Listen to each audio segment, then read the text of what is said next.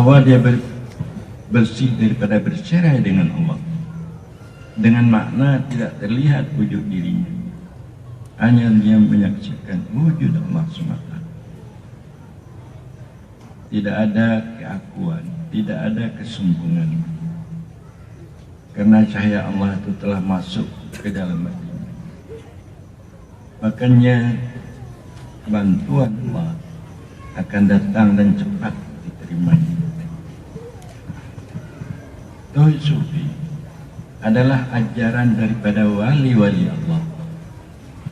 Untuk mendapatkannya, yang pertama kita belajar ilmunya, ilmu sufi, ilmu yang bersih. Ilmu yang bersih yaitu ilmu bagaimana kita dapat mengikut syariat Rasul, akidah Rasul, amal ibadah Rasul, dan juga bagaimana sifat-sifat Rasul yang baik, dan dapat kita mengikut akhlak Rasul. Bagaimana akhlak Rasul? Dia sabar, dia tawadhu, dia itu hidupnya berkasih sayang. Dan dapat ilmu yang dapat mengikut tarikat Rasul. Tarikat Rasul bagaimana berjalan kemauan kita supaya kita berada di hadapan Rasul. Tarekat berjalan kemauan supaya kita berada di hadapan Allah. Jangan hanya kita berada di hadapan istri, berada pangkat, harta benda, supaya kita berada di hadapan Allah. Tarekat. Dan juga bagaimana kita dapat menjalani tarekat Rasul supaya kita sampai kepada hadidah, tidak terlihat keberadaan lainnya. Yang ada, yang wajib ada, sumber sekalian yang ada hanya Allah semata. Jadi itu adalah ilmu bersih. Jadi ilmu bersih ini, ilmu kesucian ini sudah jarang diminati, sudah jarang dipelajari, sudah jarang diamalkan oleh umat Islam. Kita harus dapat di samping ilmu bersih, hal bersih. Harus hati kita bersih, supaya kita dapat mencintai Allah, supaya dapat kita untuk menyaksikan keberadaan Allah, supaya kita terasa kasih sayang Allah melebihi daripada segala-galanya. Itu dikatakan hal bersih. Artinya hati kita ini telah dapat cahaya daripada asma dan sifat Allah, sehingga itulah yang menarik kita dekat dengan Allah. Kita dekat dengan Allah, bukan tubuh kita ini dekat maksudnya, tapi hati kita dekat. Artinya mencintai Allah, berjinak-jinak dengan Allah. Itu dikatakan hal bersih. Dan ketiga, supaya dapat kita isal bersih, berhubungan bersih. Ini adalah ajaran kesucian. Ittisal bersih, kita semua yakin bahwa kita ini bekas daripada perbuatan Allah.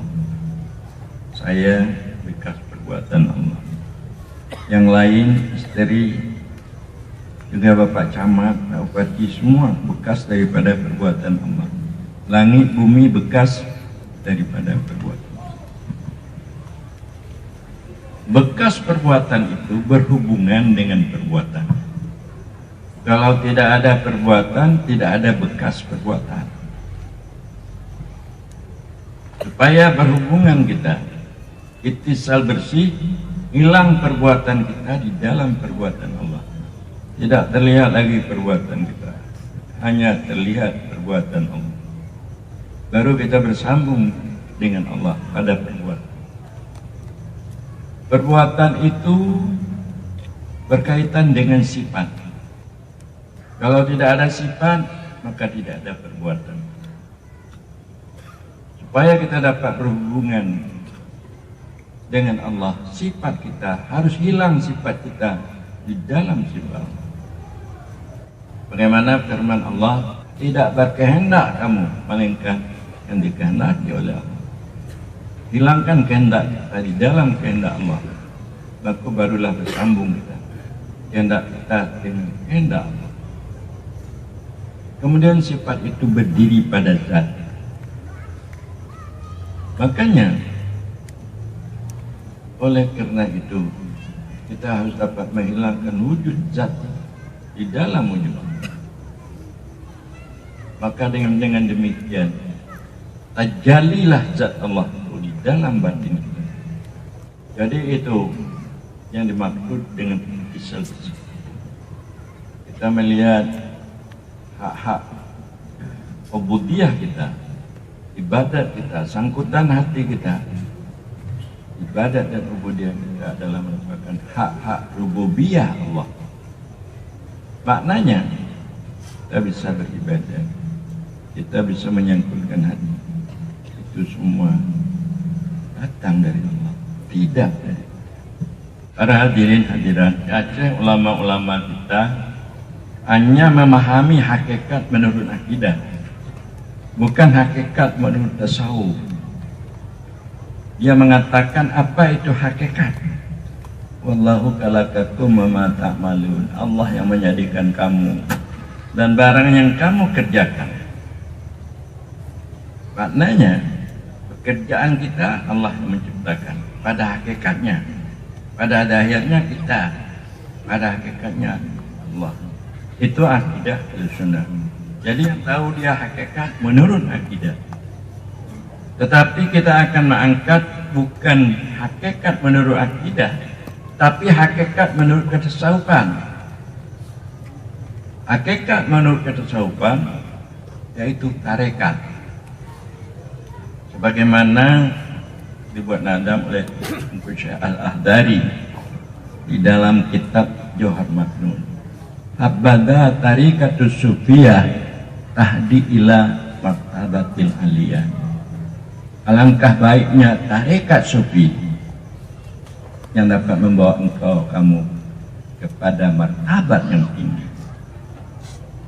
Tarekat sufi telah kemauannya berjalan kepada Allah, dia berada di hadapan Allah, terlihat keberadaan Allah, hilang yang lainnya dalam ingatannya, tidak teringat lagi dia kepada alam semesta dan kepada dirinya. Supaya hilang ananiyah, keakuan, wujud diri.